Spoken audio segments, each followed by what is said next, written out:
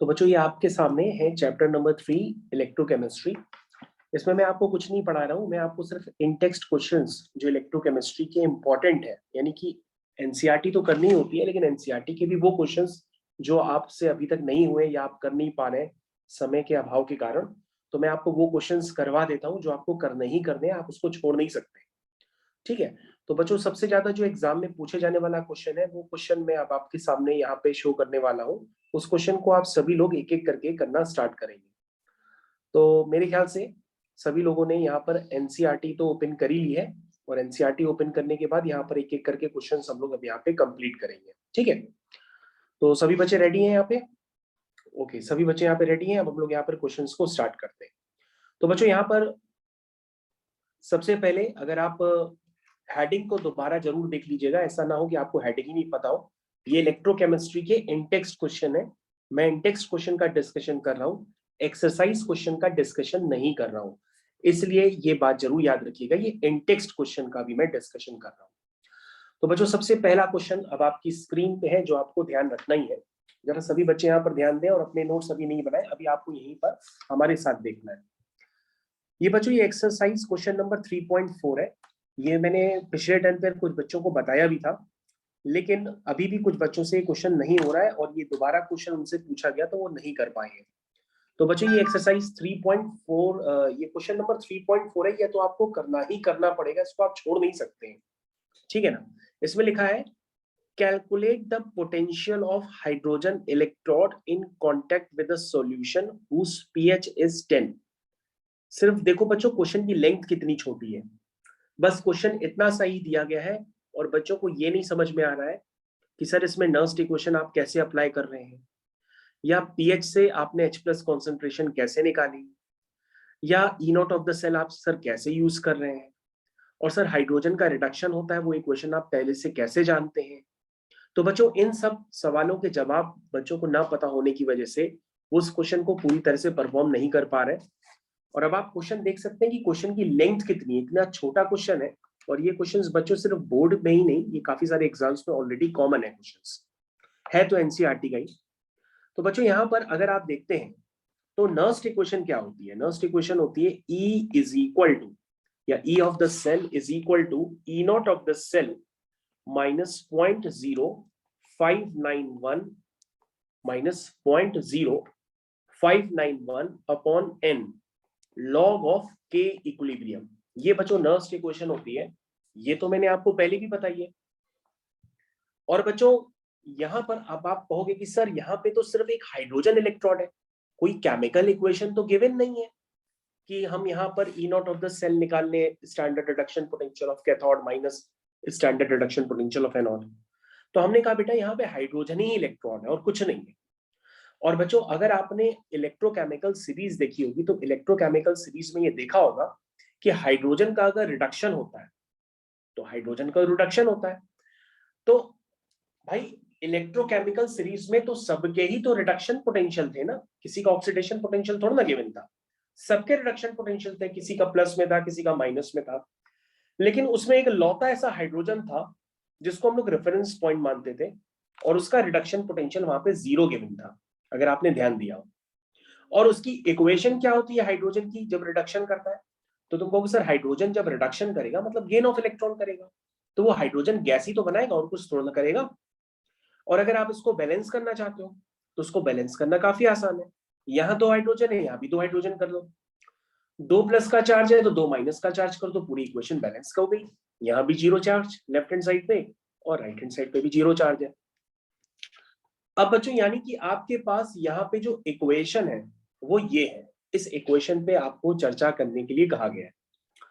तो तुम कहोगे सर इस इक्वेशन में हम ये तो देख के समझ गए कि इसमें नंबर ऑफ इलेक्ट्रॉन्स कितने हैं, नंबर ऑफ इलेक्ट्रॉन्स इसमें इन्वॉल्व है 2, यानी n की वैल्यू तो 2 हो गई।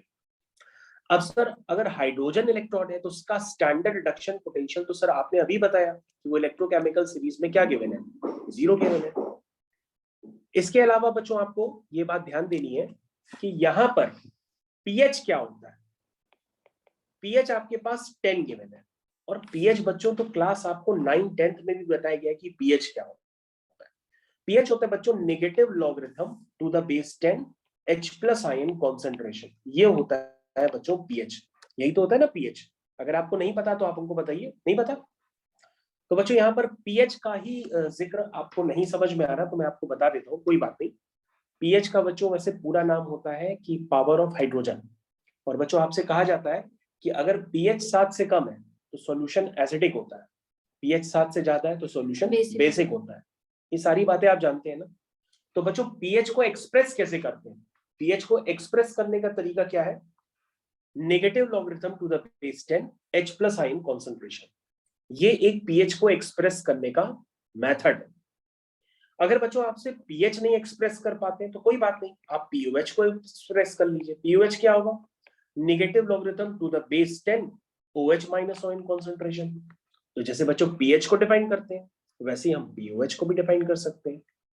और बच्चों मैंने आपको बताया था, अगर नहीं पता तो आप याद रख लीजिए कि H plus into OH minus, इनकी कॉन्सेंट्रेशन का प्रोडक्ट क्या होता है? इनकी कॉन्सेंट्रेशन का प्रोडक्ट होता है 14।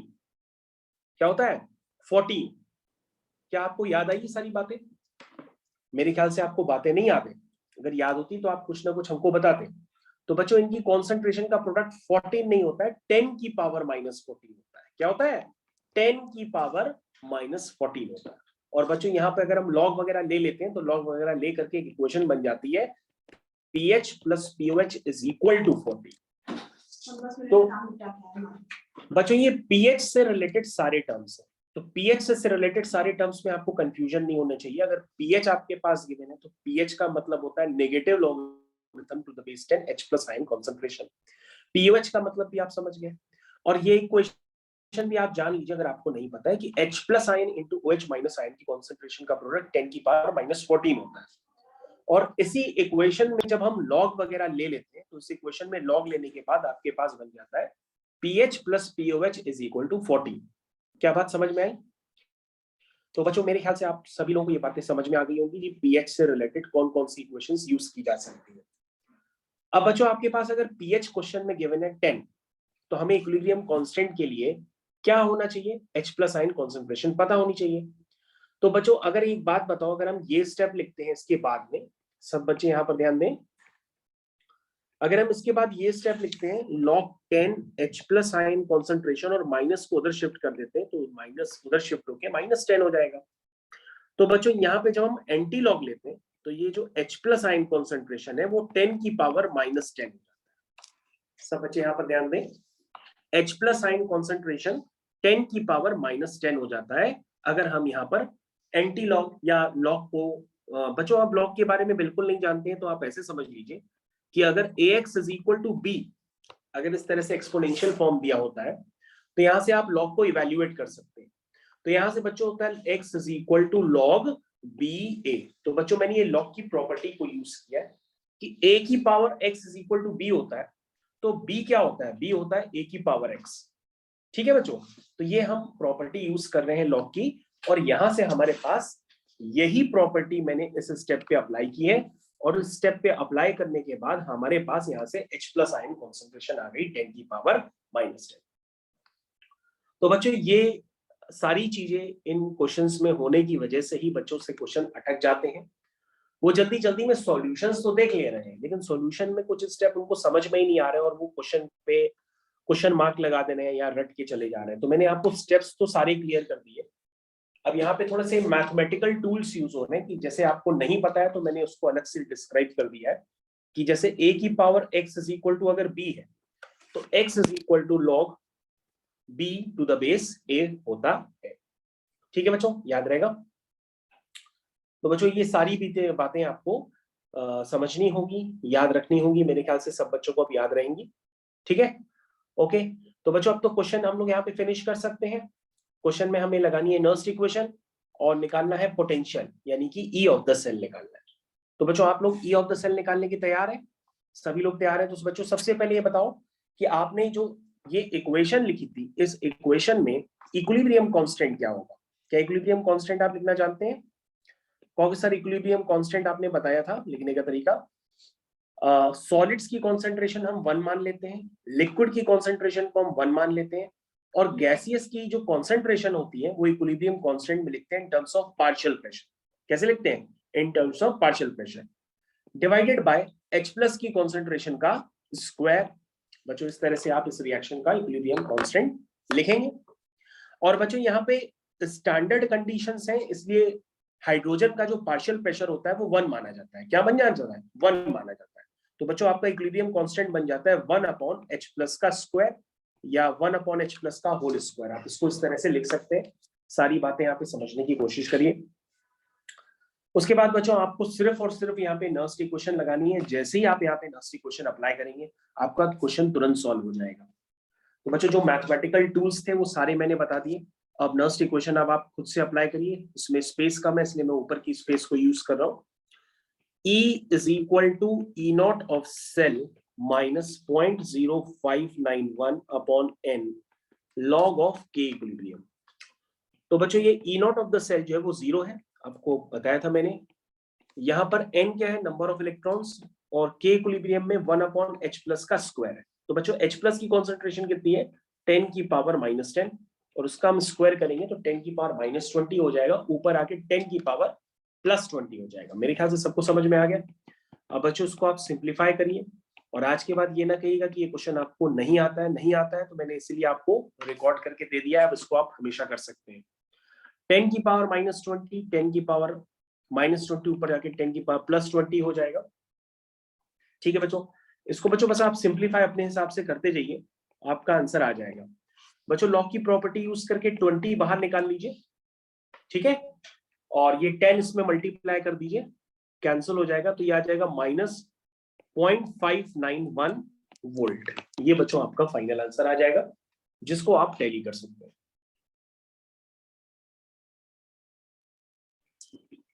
तो बच्चों अब आपके पास क्वेश्चन नंबर 3.2 है। 3.2 क्वेश्चन काफी इजी है, इसको हम लोग पढ़ लेते हैं। बाकी सॉल्यूशन तो आप सभी लोगों के पास पहले से ही है आपके टेलीग्राम पे। इसमें लिखा है can you store copper sulphate solution in a zinc pot. यानी कि आपके पास ऐसे समझ लो जिंक का पॉट है, यानी कि जिंक का पॉट। वो कह रहा है जिंक के पॉट में क्या आप कॉपर सल्फेट का सॉल्यूशन स्टोर कर सकते हैं, ये पूछा जा रहा है। दिस इज कॉपर सल्फेट, ये है बच्चों क्वेश्चन। तो बच्चों अगर क्वेश्चन ध्यान से देखेंगे तो हम लोग इसका आंसर एक बार रिव्यू ही कर लेते हैं, क्योंकि आंसर लिखा ही है। लिखा है zinc is more reactive than copper. क्या लिखा है?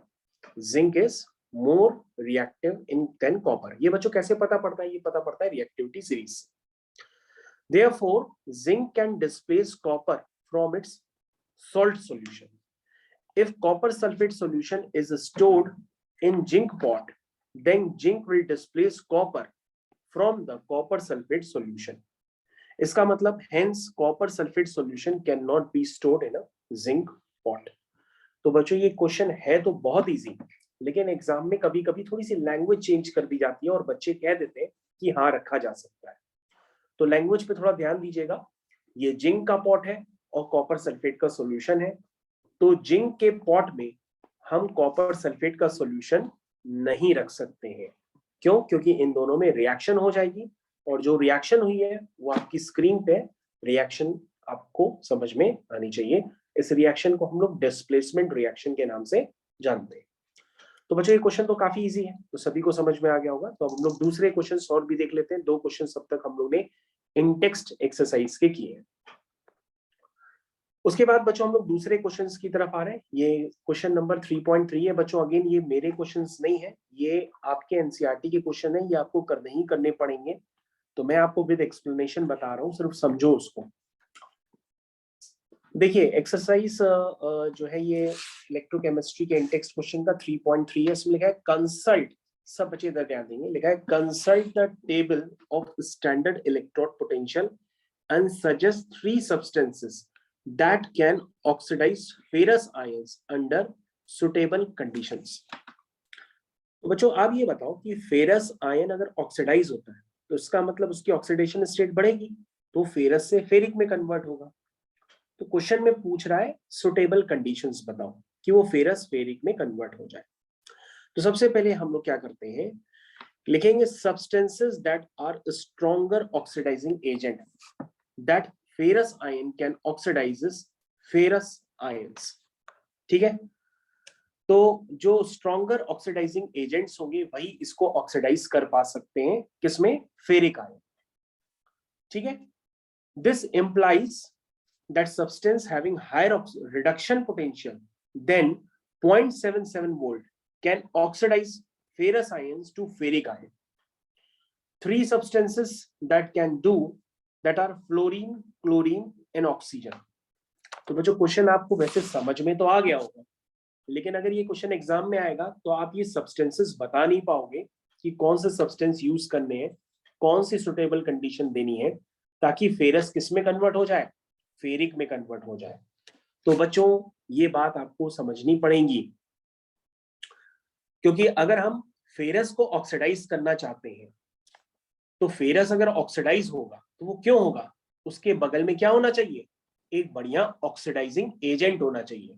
और एक बढ़िया ऑक्सीडाइजिंग एजेंट कौन होगा, जिसका रिडक्शन पोटेंशियल सबसे ज्यादा होगा, है ना, जिसका रिडक्शन पोटेंशियल सबसे ज्यादा होगा। और रिडक्शन पोटेंशियल मैंने आपको बताया था सबसे ज्यादा किसका होता है, फ्लोरीन का। रिडक्शन आप समझते हैं ना, इलेक्ट्रॉन गेन करने की क्षमता सबसे ज्यादा किसकी होती है, फ्लोरीन की, क्योंकि फ्लोरीन क्या होता है, सबसे ज्यादा इलेक्ट्रोनेगेटिव एलिमेंट। तो बच्चों बात लॉजिक में समझिए, इसमें पूछा गया है कि फेरस को फेरिक में करना है, लेकिन सुटेबल कंडीशंस बताओ। तो सुटेबल कंडीशन में हमने ऐसे सोचा कि बेटा अगर फेरस ऑक्सीडाइज हो रहा है तो इसके बगल वाला क्या होगा, जो उसको ऑक्सीडाइज करेगा, वो ऑक्सीडाइजिंग एजेंट होगा। तो ऑक्सीडाइजिंग एजेंट का मतलब वो जितना बढ़िया ऑक्सीडाइजिंग एजेंट हो उसका मतलब उसका रिडक्शन पोटेंशियल जितना ज्यादा हो। तो रिडक्शन पोटेंशियल कितना ज्यादा होगा, फ्लोरीन का, क्लोरीन का, ऑक्सीजन का। तो मेरे ख्याल से अब आपको ये क्वेश्चन का एक्सप्लेनेशन बहुत अच्छे से समझ में आ गया होगा। इसके बाद बच्चों यहाँ पे क्वेश्चन का एंड नहीं है, काफी सारे क्वेश्चंस यहाँ पे धमाके से चल रहे हैं। फिर भी बच्चों मैं आपको एक बहुत इंपॉर्टेंट क्वेश्चन बता रहा हूँ, ये क्वेश्चन आपको करना होगा। बच्चों यहाँ पर एक वर्ड होता है जिसको हम लोग कहते हैं डेल्टा जी। क्या कहते हैं, डेल्टा जी। डेल्टा जी का मतलब होता है गिव्स फ्री एनर्जी चेंज। अब हालांकि इन डेप्थ में जाए तो काफी समय लग जाएगा। गिव्स फ्री एनर्जी चेंज का मतलब होता है maximum amount of work done. आप ऐसे समझ लो, maximum amount of work done, इसी को हम लोग कहते हैं गिव्स एनर्जी। तो बच्चों अगर हम लोग लगा देते हैं डेल्टा जी नॉट तो ये हो जाएगा स्टैंडर्ड गिव्स एनर्जी। तो ये होता है बच्चों minus N F E naught. क्या होता है, minus N F E naught. N बच्चों वही होता है नंबर ऑफ इलेक्ट्रॉन्स। एफ का मतलब बच्चों मैं आपको पहले भी बता चुका हूं कि charge on one mole of electron is known as 1 faraday. याद है, एक इलेक्ट्रॉन पे चार्ज कितना होता है, 1.6 इंटू 10 की पावर माइनस 19 कूलम। तो 1 मोल इलेक्ट्रॉन यानी कि 6.022 इंटू 10 की पावर 23 इलेक्ट्रॉन्स पे जो चार्ज होगा वो कितना होगा, 6.022 इंटू 10 की पावर 23 इंटू 1.6 इंटू 10 की पावर माइनस 19। इसी को कहते हैं charge on 1 mole of electron which is known as 1 faraday. और बच्चों मैंने आपको पहले ही बता रखा था, कितना डिटेल एक्सप्लेनेशन में ना जाओ, आप सीधा सीधा 1 फैराडे की वैल्यू लर्न कर लो। और ऑलरेडी बच्चों मैंने ये फैराडे से रिलेटेड क्वेश्चंस आपको बताए हैं। कहां बताए हैं, फैराडेज लॉ ऑफ इलेक्ट्रोलिसिस में। याद आया, फैराडे के 2 लॉस थे, उसमें मैंने आपको न्यूमेरिकल्स भी ऑलरेडी कराए हैं। तो बच्चों मैं यहाँ पे जिक्र इसलिए कर रहा हूं क्योंकि यहाँ पे फैराडे का यूज करना है, ठीक है ना। तो फैराडे की वैल्यू पे बहुत डेप्थ में ना जाइए वरना आप परेशान हो जाएंगे। आप सीधा सीधा ये लर्न कर लीजिए कि जो फैराडे होता है वो होता है 96500 कूलम। ओके बच्चों, तो यहाँ पर हम लोग क्वेश्चन पे ध्यान देते हैं। लिखा है the cell in which the following reaction occurs, ये लिखी है। फिर ये पूछ रहा है किसी सेल में रिएक्शन हो गई, उसका ई नॉट ऑफ द सेल दिया है, रूम टेम्परेचर दिया है, रूम टेम्परेचर मतलब 25 डिग्री सेंटीग्रेड या 298 केल्विन। कह रहा है कैलकुलेट द स्टैंडर्ड गिव्स energy and the equilibrium constant of the cell reaction. ये पूछा जा रहा है बेटा, ठीक है। तो ये तो बहुत आसान है। स्टैंडर्ड गिव्स एनर्जी मतलब आपको क्या निकालना है, डेल्टा जी निकालना है। स्टैंडर्ड है तो नॉट लगा दीजिए, वो होता है minus N F E naught, यानी E not of the cell. और बच्चों E not of the cell देखो आपके पास क्वेश्चन में पहले से ही गिवन है, ठीक है बच्चों। ये इक्वेशन भी आपके पास गिवन है, जाहिर सी बात है ये इक्वेशन देख करके आपको एन समझ में आ जाता होगा कि 2 होगा, ठीक है ना। क्योंकि बच्चों ये जो रिएक्शन है, ये रिएक्शन 2 हाफ रिएक्शन से मिलकर बनी होगी, क्योंकि इसमें लिखा है I माइनस से I2 और Fe+3 से Fe+2, इन्हीं 2 से मिलकर के बनी है। अगर आप इनको बच्चों दोनों को बैलेंस करके ऐड करेंगे तो n की वैल्यू 2 आएगी। तो n की वैल्यू 2 हो गई। फेराडे होता है 96500 कूलम। और बच्चों E not of the cell आपको दिया है 0.36। इसको बच्चों सॉल्व कर लीजिए। जब आप इसको सॉल्व करेंगे तो डेल्टा जी आ जाएगा। डेल्टा जी की यूनिट होती है बच्चों जूल पर मोल, या सिर्फ आप जूल भी लिख सकते हैं या उसको किलो जूल में भी लिख सकते हैं, लेकिन अगर आप जूल पर मोल लिखेंगे तो ये बेहतर माना जाएगा। बाकी हर आंसर को किलो जूल पर मोल में भी रिप्रेजेंट करते हैं। आप इस वैल्यू को 1000 से डिवाइड करके किलो जूल पर मोल में भी लिख सकते हैं। तो बच्चों इसी बहाने आपको ये डेल्टा जी की वैल्यू तो पता ही पड़ गई। और बच्चों मैं आपके सामने थोड़ा सा डाटा और बता रहा हूँ। मैंने आपको बताया था अगर E not of the cell, E not of the cell आप पहले से जानते हैं, reduction potential of cathode minus anode. मैंने बताया था अगर ये पॉजिटिव होता है तो रिएक्शन कैसी होती है, रिएक्शन होती है स्पॉन्टेनियस। ये मैंने आपको काफी डिटेल में बताया था। और मैंने कहा था अगर ये जीरो होता है तो रिएक्शन कैसे में क्या होता है, इक्विलिब्रियम होता है। क्या होता है, इक्विलिब्रियम होता है। ये मैंने आपको डिटेल में बताया। और अगर E not of the cell less than zero होता है तो वहां पर क्या होता है, E not of the cell अगर लेस देन जीरो होता है तो रिएक्शन कैसी होती है, नॉन स्पॉन्टेनियस। क्या होती है, नॉन स्पॉन्टेनियस। मतलब रिएक्शन अपने आप नहीं होगी, इसको कराने के लिए आपको कैटलिस्ट की जरूरत पड़ेगी। ठीक है। अब बच्चों अगर आप डेल्टा जी पे थोड़ा सा ध्यान दें तो डेल्टा जी भी ऐसे ही कुछ बता रहा है। डेल्टा जी की वैल्यू देखो बच्चों, आपने क्या बताई, इधर ध्यान दीजिए सब लोग। डेल्टा जी की वैल्यू आपने क्या बताई, आपने बताई -NFE। इसका मतलब बच्चों अगर ई नॉट का साइन पॉजिटिव है या डेल्टा जी का साइन नेगेटिव है तो बात तो एक ही हुई, क्योंकि अगर बच्चों ये पॉजिटिव है तो प्लस इंटू माइनस तो माइनस ही होगा। तो बच्चों अगर E not of the cell positive है तो उसका मतलब डेल्टा जी नेगेटिव, और डेल्टा जी नेगेटिव है तो उसका मतलब रिएक्शन क्या होगी, स्पॉन्टेनियस होगी। तो बच्चों आपको ध्यान देना होगा कि डेल्टा जी के साइन को आपको अलग से लर्न करने की जरूरत नहीं है, क्योंकि डेल्टा जी डिपेंड करता है -NFE पे। इसका मतलब अगर ई नॉट पॉजिटिव होगा तो डेल्टा जी नेगेटिव होगा। तो आपको मैं ओवरऑल ये बताना चाहता हूं कि डेल्टा जी अगर नेगेटिव आ रहा है तो रिएक्शन स्पॉन्टेनियस है। ये आपको याद रखना है कुल मिलाकर के। और बाकी बातें मैं लिख नहीं रहा हूं। डेल्टा जी अगर जीरो है तो इक्विलिब्रियम है, और डेल्टा जी अगर ग्रेटर देन जीरो है तो रिएक्शन नॉन स्पॉन्टेनियस हो जाएगी, क्योंकि वो पॉजिटिव तभी हो सकता है जब ई नॉट भी नेगेटिव है, क्योंकि नेगेटिव इंटू नेगेटिव ऑटोमेटिक क्या बन जाएगा, पॉजिटिव। और अगर ई नॉट नेगेटिव है या डेल्टा जी पॉजिटिव है तो ये दोनों बातें एक ही हुई, रिएक्शन क्या होगी, नॉन स्पॉन्टेनियस। तो बच्चों मैंने काफी ज्यादा डिस्क्राइब कर दिया है। बाय द वे अब ये क्वेश्चन आप छोड़ के मत आइएगा,